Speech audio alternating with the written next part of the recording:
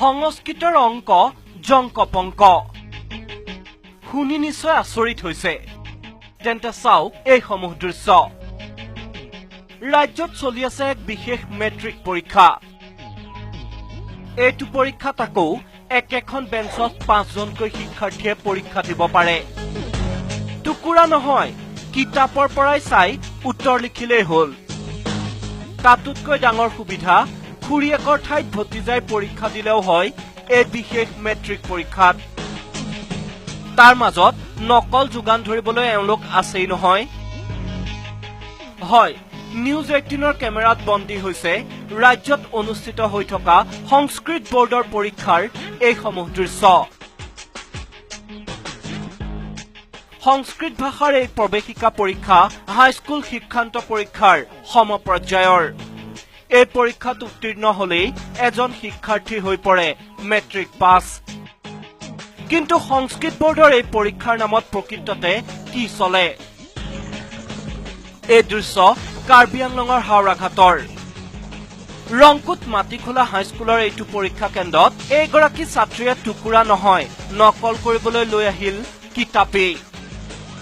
নিৰীক্ষকে দেখিছে কিন্তু দেখিও নেদেখে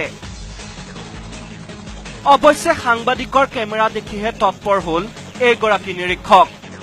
এইবাৰ চাওক তাতোতকৈ এক ভয়ানক কাণ্ড এইগৰাকী শিক্ষাৰ্থীয়ে পৰীক্ষা দিছে আকৌ খুৰীয়েকৰ বাবেহে চাওক এইখন এডমিট কাৰ্ড এগৰাকী বিবাহিত মহিলাৰ আৰু এইখন এডমিট কাৰ্ডতে পৰীক্ষা দিছে এইগৰাকী যুৱতীয়ে কিন্তু গমেই নাপায় হেনো দায়িত্বত থকা এইগৰাকী নিৰীক্ষকে ইমানখিনি ছোৱালীটো ল'ৰা ছোৱালীটো মই চাই চহী কৰি নম্বৰটো চাই চহী কৰি গৈছে কামটো বেয়া হৈছে প্লে দিয়া হৈছে নিউজ 18ৰ সাংবাদিকে সমগ্ৰ কাণ্ড পোহৰলৈ অনাত পৰীক্ষা হলৰ পৰা বাহিৰ কৰি দিয়া হল এইগৰাকী ভুৱা পৰীক্ষাৰ্থীক কাৰ নামত পৰীক্ষা দিব আহিছা নীলিমা দাস কি হয় তোমাৰ মানে খুৰী তোমাক কিবা পইচা পাতি দিছে নেকি তুমি কিয় পৰীক্ষা দিব আহিছা